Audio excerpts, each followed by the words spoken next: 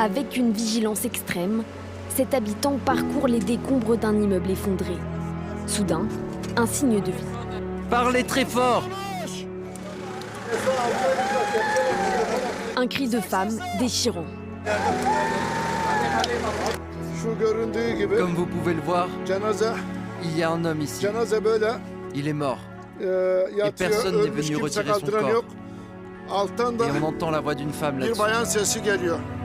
Ces habitants d'Hatay, dans le sud de la Turquie, attendent désespérément l'arrivée des secours. Les parents de cet homme se trouvent sous les décombres. On les entend, ils appellent à l'aide. Ils demandent à être secourus, mais on ne peut pas les secourir. Comment le pourrait-on? Personne n'est venu depuis ce matin. Personne.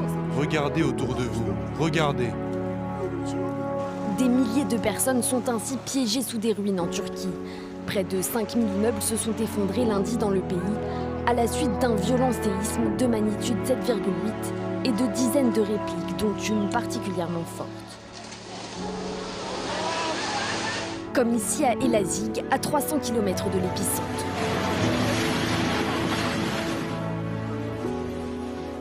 Face à l'ampleur de la catastrophe, les secours sont débordés.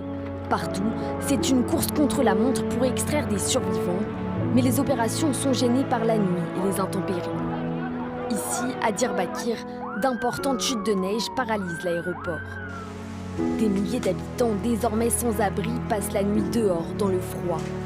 D'autres ont pu se réfugier dans des mosquées, des stades, des centres commerciaux ou encore dans cette salle de mariage.